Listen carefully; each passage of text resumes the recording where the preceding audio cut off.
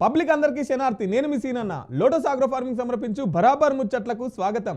Lotus agro farming మీ చిన్న పెట్టుబడికి కోట్లకు కురిపిస్తుంది.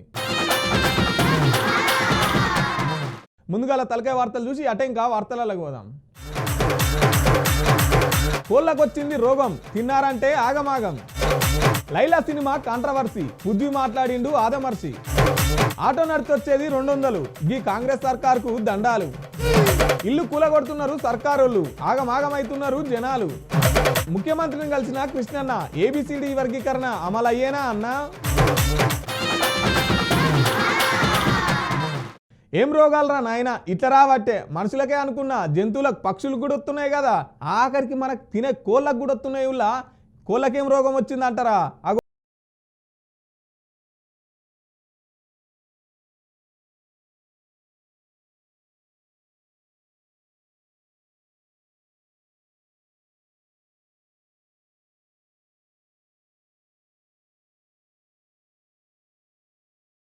అయ్యా మనుషుల కంటే రోగాలు వస్తాయని తెలుసు కానీ కోళ్ళకు కూడా మస్తు రోగాలు రావట్టే కదా. నా చిన్నప్పుడు మా నాయన తెస్తే వారానికి ఒక్కసారి చికెన్ తినేటోని, కానీ ఇప్పుడైతే ఎప్పుడు పడితే అప్పుడు చికెను.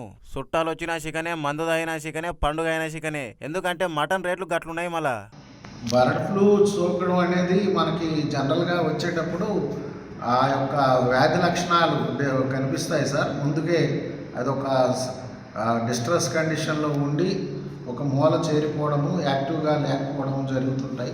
అలాంటప్పుడు వాటిని ఇమీడియట్గా మేము పక్కన పెట్టి రైతులు కూడా దాన్ని సాగ్రిగేట్ చేసి పక్కకి తీసుకువెళ్ళడం జరుగుతుంది. అవన్నీ కూడా ఐసోలేషన్లో పెట్టి వాటికి సపరేట్గా వైద్యాన్ని అందిస్తే మళ్ళీ అది మామూలు స్థితికి వస్తాయి. వ్యాక్సిన్ వేసిన తర్వాత ఎటువంటి ప్రాబ్లమ్స్ కూడా మనకు రావని చెప్పి తెలియజేయడం జరుగుతుంది సార్. అందుకే అన్నా చికెనే, అన్నా చికెనే. తింటే తినరు కానీ నేను చెప్పే విషయం జర యాదలో పెట్టుకోరి. ఇప్పుడు బర్డ్ ఫ్లూ వచ్చి 2 రాష్ట్రాల్లో కోళ్ళు రాత్రికి రాత్రే వేలల్లో చచ్చిపోతున్నాయి. కోళ్లకు సోకిన వైరస్ ఏంటంటే ఏవియన్ ఇన్ఫ్లుయెన్జా అనే వైరస్ సోకిందంట. ముందుగాల దీన్ని తూర్పుగోదావరి జిల్లా పేరవెల్లి మండలం కానూరు అగ్రహారంలో నిర్ధారణ చేసిర్రంట. 60,000 కోళ్లు రాత్రికి రాత్రే చచ్చిపోయినాయంట. మన డిపార్ట్మెంట్లోనే మనకేమంటే ఆల్రెడీ ఇన్స్ట్రక్షన్స్ ఒక 15 రోజుల నుండి అలర్ట్ చేశారు. సో ఆల్రెడీ కమర్షియల్ ఫార్మ్స్ కానీ దేశీ బర్డ్ ఫార్మ్స్ కానీ ఎక్కడన్నా ఉన్నా కానీ ఏమన్నా కానీ more than 5 to 10 deaths per day ఉన్నప్పుడు విజిట్ చేసేసి అక్కడ ఏం జరుగుతుంది అనేది తీసుకునేసి సో ల్యాబ్స్కు శాంపుల్స్ పంపిస్తాము. ప్రిలిమినరీ డయాగ్నోసిస్ మా లెవెల్లో చేస్తాము. చనిపోయిన బర్డ్స్ అన్నింటినీ తీసుకెళ్ళేసి ల్యాబ్ పంపించి ఫైనల్ ఆర్టీపీసీఆర్లో డయాగ్నోస్ చేసుకుంటాము. బర్డ్ ఫ్లూ అనేది we cannot identify the disease. సడన్గా ఎక్కువ డెత్స్ ఉన్నప్పుడు మాత్రమే we can identify. So bird flu రావడానికి ప్రధాన కారణం ఏంటంటే బయట నుండి ట్రాన్స్పోర్టేషన్ ద్వారా కానీ లేదంటే ఈ ఇంటర్నేషనల్ బర్డ్స్ కానీ ఏమన్నా కానీ మైగ్రేషన్లో ఉన్నప్పుడు మాత్రం బర్డ్ ఫ్లూ వచ్చేదానికి ఛాన్సెస్ ఎక్కువ ఉంటాయి. డిపార్ట్మెంట్ అంతా అలర్ట్గా ఉండేసి అన్ని ఫార్మ్స్లోన ఫార్మ్ మేనేజ్మెంట్తోనో కంపెనీస్తో మాట్లాడి ఆల్ బయోసెక్యూరిటీ మెజర్స్ ఏవైతే ఉంటాయో కొత్త ఫార్మ్స్ కానీ కొత్త వెహికల్స్ కానీ కొత్త బర్డ్స్ కానీ ఏమన్నా వచ్చినప్పుడు సెగ్రిగేషన్ చేసేసి దానిలో 30 రోజుల్లోనే దానిలో అన్నింటినీ మనము అబ్జర్వేషన్లో పెట్టుకునేసి డెత్స్ ఉన్నప్పుడు ఆ ఫామ్కి రిపోర్ట్ చేసి ఆ బర్డ్స్ అన్నింటినీ బర్న్ చేస్తాము. ఈ రోగం వచ్చి ఇక సర్కారు కూడా జల్దీ అలర్ట్ అయ్యి దీని మీద పనిచేసుడు మొదలుపెట్టింది. మనం ఏం చేస్తామంటే చికెన్ ఏడ పడితే ఆడ దొరుకుతుంది కానీ మురికి కాలువల కాడ ఏడ చీప్గా దొరికితే ఆడ పోయి తక్కువ రేటు కొంటాం. ఎరా చూసి కొనురి, ఎందుకంటే రోగం వచ్చింది కదా. లేకపోతే ఆ వ్యాధి మనకు సోకి రాత్రికి రాత్రి మనం కూడా కోళ్ళ లెక్క అడ్డం పడతాం. ముఖ్యంగా మన జిల్లాలో మరి కోళ్ళ సంఖ్య అంటే కోళ్ళ జనాభా తీసుకుంటే మనకు 33,65,423 ఉన్నాయి. ఇందులో మేజర్గా కమర్షియల్ పౌల్ట్రీ అంటే వ్యాపారాత్మకంగా మరి ఉన్నటువంటి ఒక దాదాపు 9 ఫారాలు కూడా ఉన్నాయి మన జిల్లాలో. కొన్ని చోట్ల 25,000 నుంచి 50,000, కొంతమంది దగ్గర 1,00,000 కూడా ఉన్నాయి. ఇటీవల ఏలూరు పరిసర ప్రాంతాల్లో ముఖ్యంగా గోదావరి జిల్లాలో కోళ్ళ మరణాల గురించి మరి మన జిల్లాలో కూడా ఏమన్నా ఉన్నాయా లేకపోతే ఉంటే ఏం చేయాలనే ఈ సందిగ్ధావస్థలో మరి రైతు సోదరులు ముఖ్యంగా కోళ్ళ రైతులు అలాగే ప్రజానికం కూడా వీటి మీద ఆలోచిస్తున్నటువంటి నేపథ్యంలో మా జిల్లా పశుసంవర్ధక శాఖ అధికారిగా నేను చెప్పదలుచుకుంది ఏంటంటే మన జిల్లాలో ఎటువంటి ఈ అసాధారణ మరణాలు లేవు కోళ్ళల్లో. సరే కోళ్ళ ఫారంలో కోళ్ళు లేకుంటే ఏమైంది, ఇంట్లోనే అనుకునేరు. ఊర్లో తిరిగే నాటుకోళ్ళకు కూడా గీ వైరస్ సోకుతుందంట. చూసుకోరి. మళ్ళా అందరికి చెప్పేది ఒకటే, జర్ర నిదానం చేసుకొని చికెన్ కొనేటప్పుడు కానీ వండుకునేటప్పుడు కానీ జర భద్రంగా చూసుకొని తినుర్రి. అంతే.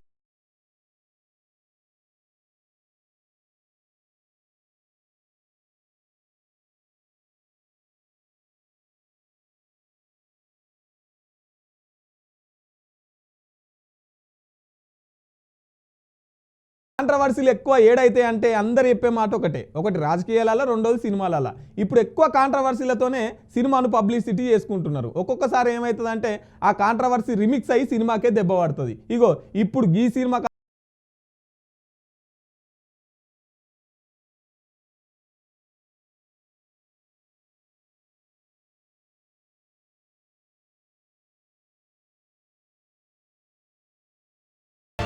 ఈ నడుమ కొన్ని సినిమా వాళ్ళు పెట్టే మీటింగులు అవి సినిమా మీటింగులా లేకపోతే రాజకీయ మీటింగులా అర్థమైతలేదు. సినిమా ప్రమోషన్, సినిమా ఈవెంట్ అని చెప్పి రాజకీయ నాయకుల గురించి మాట్లాడుతున్నారు. మొన్నటికి మొన్న పుష్ప 2 మీటింగ్ల ముఖ్యమంత్రి పేరు మర్చిపోయి అది పెద్ద వైరల్ అయ్యానా.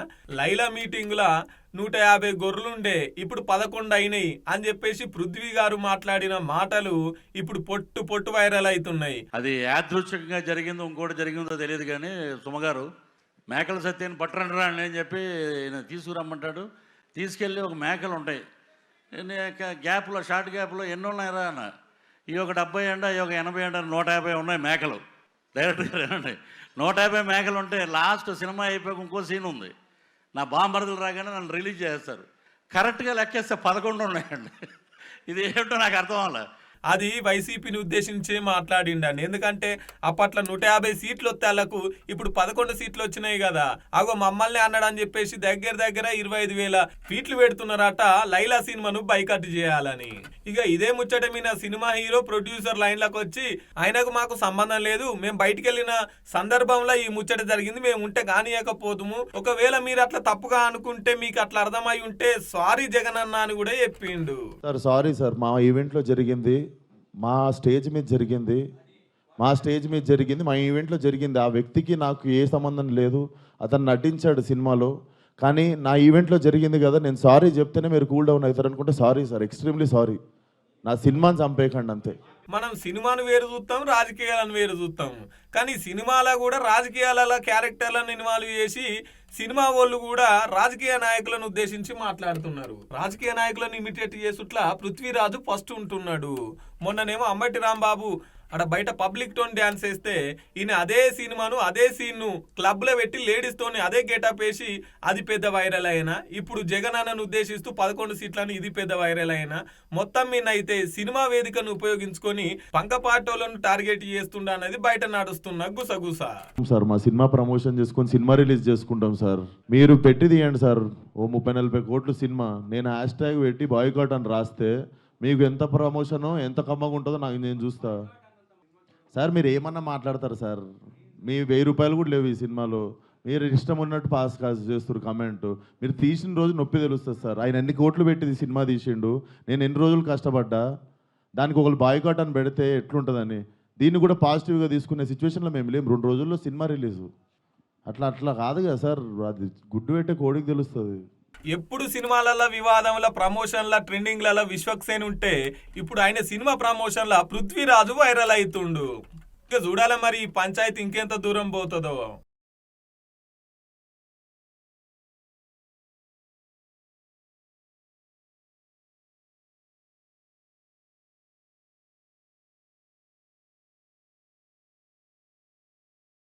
ఆఫీస్కి పోవాలన్నా, బస్ స్టాండ్కి పోవాలన్నా, చుట్టాలింటికి పోవాలన్నా, ఎటు పోవాలన్నా కూడా బండి అవసరం. 2 ఉంటే, అరే 2-3 ఉన్నారు అనుకో, ఏం కావాలి, ఆటో కావాలి. మనం ఆటో ఎక్కి అన్న డ్రైవర్ అన్న ఎట్లుందే, బతుకెట్లుంది, గిరాక్ అవుతుందా లేదా అంటే చాలు, వాళ్ళకు దుఃఖం ఆగుతలేదు. ఇగో ఈ ఆటో డ్రైవర్ అన్న కూడా ఎట్లా గోసపడుతుండో చూడురి.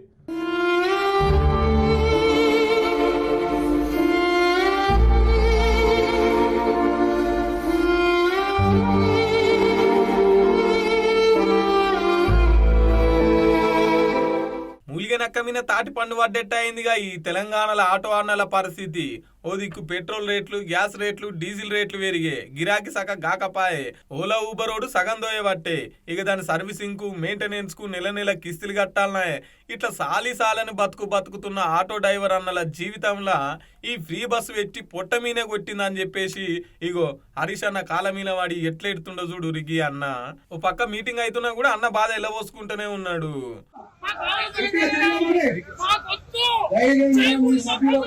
చెప్పండి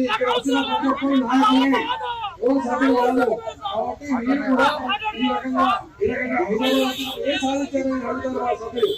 హైదరాబాద్ మాకు అండగా అందరూ ఉన్నారు కాబట్టి అండగా సాధిస్తున్నామని చెప్పి మీరు ధైర్యంగా సభ్యులకు చెప్పండి. ఆ ధైర్య ప్రభుత్వం చెప్పండి. ఆ ప్రథమ చికిత్స చేయడానికి మనకు ఆస్కారం ఉంది. ప్రథమ చికిత్స చేస్తాము, చేస్తూ ఉన్నాము.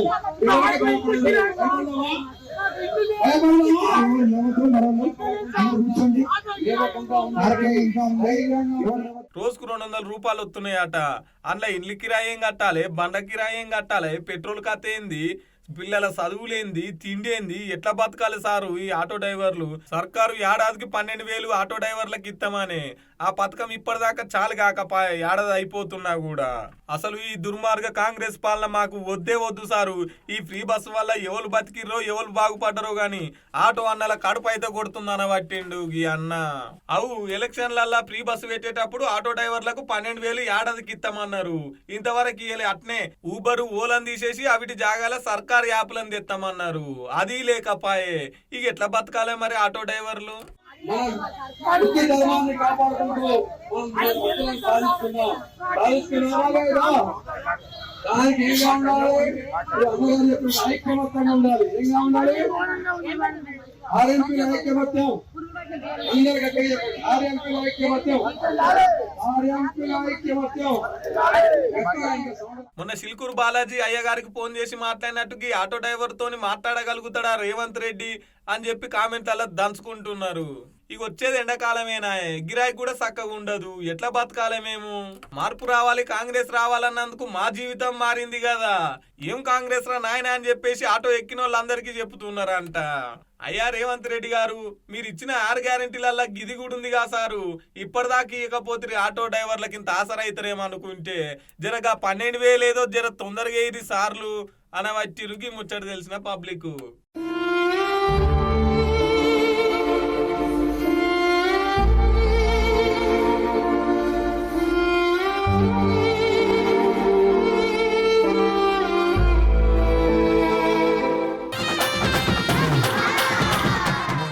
మార్పు రావాలి, కాంగ్రెస్ రావాలన్నందుకు మంచిగానే మార్పు వచ్చింది కదా.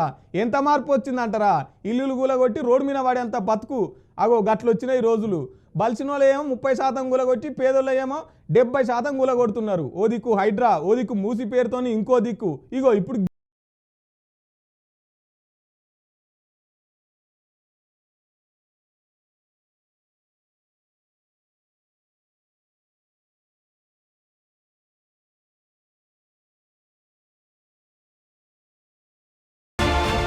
ఈ కాంగ్రెస్ పార్టీ అధికారంలోకి వచ్చినాక ఏమంటా హైడ్రా తెచ్చిందో గాని ఏనన్నా పోలీసులు అవపడ్డా, ఏనన్నా జేసీబీలు అవపడ్డా హైడ్రా భయమే కానొస్తుంది పబ్లిక్ లా. హైదరాబాద్ లో కుంటలు, పార్కులు, చెరువులు అమరించుకున్న వాళ్ళ పని హైడ్రా చేస్తుంటే, మూసీ నది మురికి కడిగేటందుకు చుట్టుపక్కల ఉన్న ఇండ్లన్నీ తొలగిస్తుంటే ఓ పక్క ఇగో ఇప్పుడు మున్సిపల్ వాళ్ళు ఏడేడ పర్మిషన్లు లేవు, ఏడేడ అక్రమంగా కట్టిరు, ఏడేడ గవర్నమెంట్ స్థలాలలో కట్టిరు అని ఇరకబట్టి మరీ కూలగొడుతున్నారు.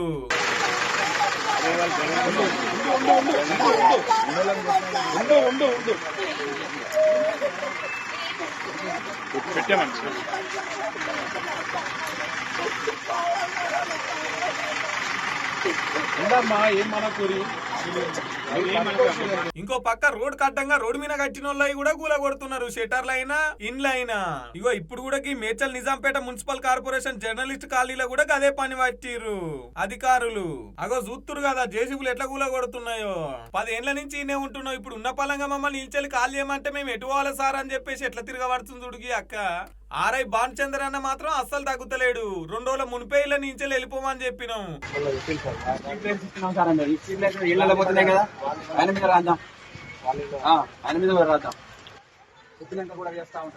పార్టీ నాకు అవసరం లేదు.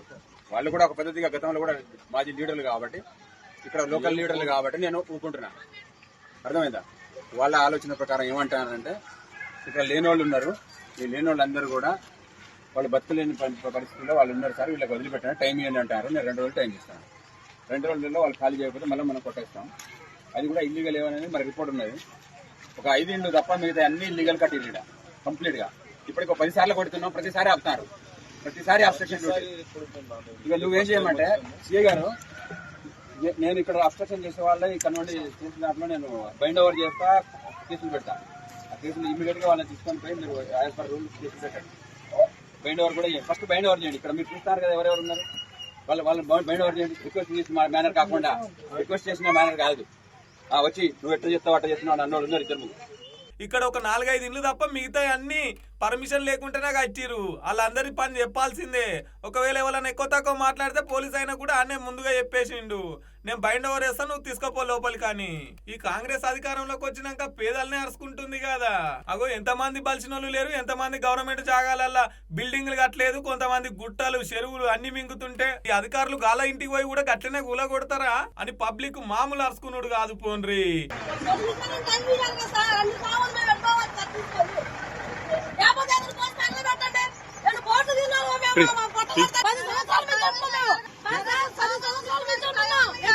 కాంగ్రెస్ వచ్చి ఏడాది అవుతున్నా కూడా ఇప్పటికైతే ఇంటికి పునాది తీయలే, ఓ రాయేయలే గాని కూలగొట్టుడు మాత్రం 100 ఇల్లు 1000 ఇల్లు కూలగొడుతున్నారుగా. అయ్యా రేవంత్ సారు మార్పు అంటే ఇదేనా? అబ్బా మీ మార్పు బాగుంది పో అని కారేటాలాడుతున్నారు ఈ ముచ్చట తెలిసిన పబ్లిక్.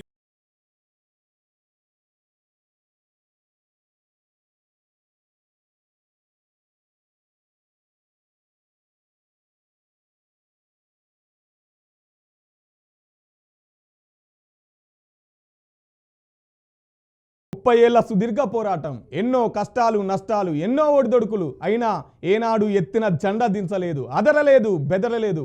గదేనబ్బా మన మందకృష్ణ గురించి చెప్తున్నా. మొన్న 1,00,000 డప్పులు 1000 గొంతులు ఆ కార్యం క్యాన్సిల్ అయ్యే కదా.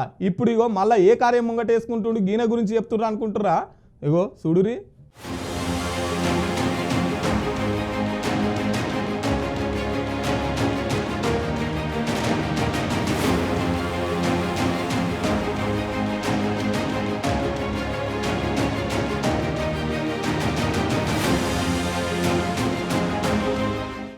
ఏళ్ల నుంచి ఏబిసిడి వర్గీకరణ కోసం ఎంఆర్పిఎస్ దండోర ఉద్యమం మందకృష్ణ పోరాడుతుంటే మొన్న గౌరవ సుప్రీంకోర్టు రాష్ట్రాల వారీగా ఏబిసిడి వర్గీకరణ చేసుకోవచ్చని పిలుపునిచ్చే కదా.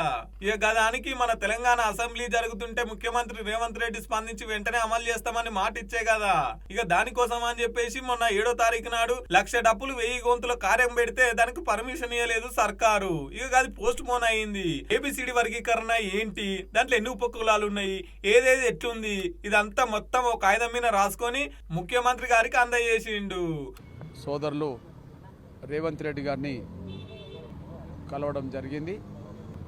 ప్రధానంగా గత 3 దశాబ్దాలుగా ఎస్సీ వర్గీకరణ కోసం జరుగుతున్న పోరాటానికి సుప్రీంకోర్టు తీర్పు తర్వాత వర్గీకరణ అంశాన్ని ముందుకు తీసుకెళ్లే దిశగా తెలంగాణ రాష్ట్ర ప్రభుత్వం సోదరులు రేవంత్ రెడ్డి గారి నాయకత్వంలో మొన్న 4వ తారీఖు నాడు గౌరవ షమీం అఖ్తర్ గారి కమిషన్ నివేదికను అనుసరించి ఎస్సీ రిజర్వేషన్ల వర్గీకరణకు అనుకూలంగా శాసన మండలిలోనూ శాసనసభలోనూ తీర్మానం చేయడం జరిగింది.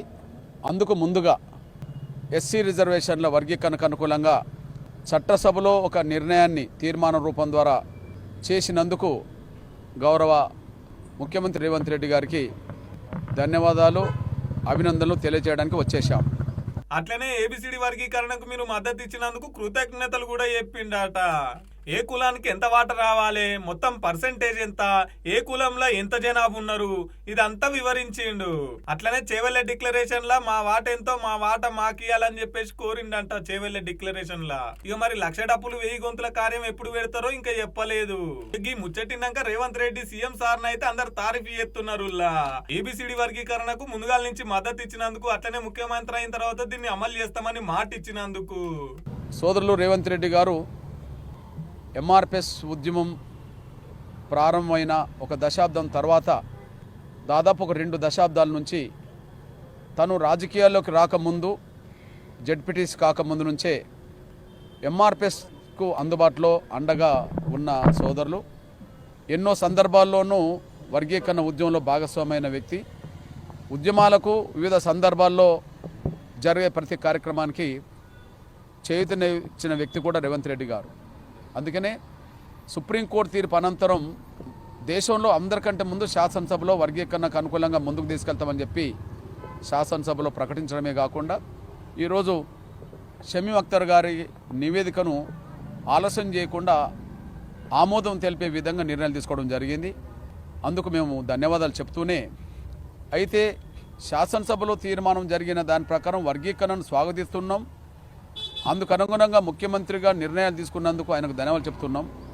కానీ కొన్ని లోపాలు రిజర్వేషన్ పర్సెంటేజ్ విషయంలో కానీ లేదా 1 గ్రూపు 2, 3 గ్రూపులకు సంబంధించిన విషయంలో ఒక్కొక్క కులం ఎందులో రావాలనే విషయంలో విద్య, ఉద్యోగ, సంక్షేమ, రాజకీయ రంగాల్లో అత్యంత వెనుకబడ్డ కులాలను ఎందులో చేర్చాలి, మధ్యస్థ కులాలను ఎందులో చేర్చాలి, బాగా డెవలప్ అయిన కులాలను ఎందులో చేర్చాలనే విషయంలో కొంత లోటుపాట్లు జరిగినట్టుగా మేము ఒక వినతిపత్రం ఇవ్వడానికి కూడా ప్రయత్నం ఇచ్చాం. దాన్ని సరిచేసుకోవడం ద్వారా పర్సెంటేజ్ విషయంలోనూ ఏ గ్రూప్లో ఎవరిని కలపాలనే విషయంలోనూ కొన్ని విజ్ఞప్తులు మేము చేయడం జరిగింది. లిఖితపూర్వకంగా కూడా ఇవ్వడం కూడా జరిగింది. ఈ ఏబిసిడి వర్గీకరణ ఏది ఇది రాజ్యాంగబద్ధంగా లేదని చెప్పేసి అటువాడే బ్యాచ్ కూడా ఎక్కువనే అవుతున్నది. ఇక చూడాలి మరి ముందు ఎట్లుంటుందో, ఈ వర్గీకరణ ఎట్లా అమలు అవుతుందో.